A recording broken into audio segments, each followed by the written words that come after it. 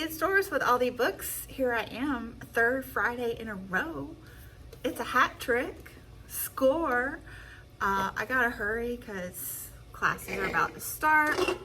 So diving right into the bag o' books. I finished Lanny last night by Max Porter. Can't talk about it because BookTube prize. It was a good week, a good reading week, a good week in general. I finished The Yellow Wallpaper by Charlotte Perkins Gilman. This was just tiny little short story. I actually found the PDF online. I will link it below if you want to read it.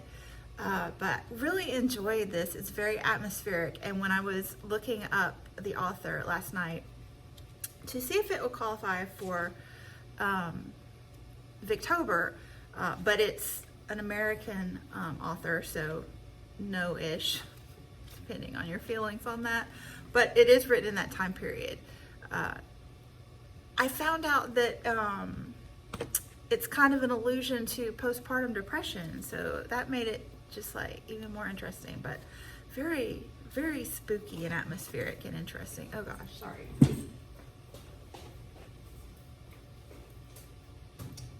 frustrating.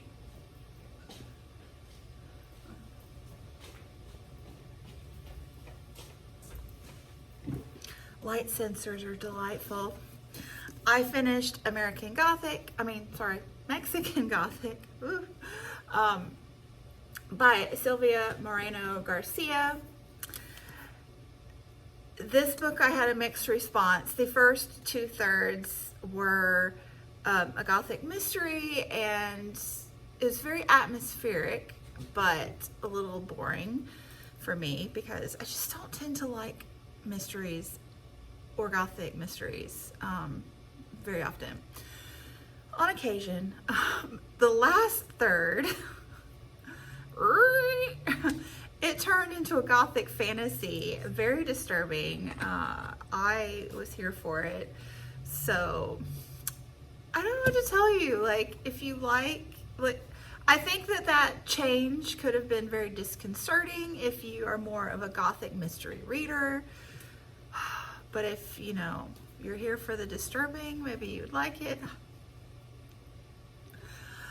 The Color of Law by Richard Rothstein. This book is just excellent. This is a forgotten history of how our government segregated America. This book is infuriating. I highly recommend you read it if you're looking to understand the conflict in the United States over racism, especially among the African American racism. This book, it applies to everybody though, but I can't recommend it highly enough. This is an important read. It's very explanatory about how racism, segregation, the burden on white society has continued. It didn't just end with the civil rights movement. It did not, you guys. You need to open your eyes. And then I finished Behind the Beautiful Forevers, Life, Death, and Hope in a Mumbai Undercity by Catherine Boo. I listened to this on audiobook, and I'm still not sure how I feel about it, which I guess that means I kind of didn't love it. It's very poverty-centric and trauma-centric with little relief. And I think it's important to know that these slum conditions exist and how difficult it is to get out of that. But I don't know, I had a really perhaps icky feeling about it. Her explanation at the end of the book made it, I understood a little more why she wrote it, but so I would suggest reading that first perhaps. But anyway, Then I started The Future is History by Masha Gessen on audio, because I'm keeping those going from that Tower of Doom nonfiction stack. This is how totalitarianism reclaimed Russia. So this is kind of, I think, in the 80s and 90s. I haven't read it yet though, because I listened to it for like an hour maybe, and it was so intellectual and so literary that, I mean, I think it's going to be a brilliant read. I really do. So I wanted to physically read it so I could dog ear a few pages and maybe even, you know, underline with a pencil.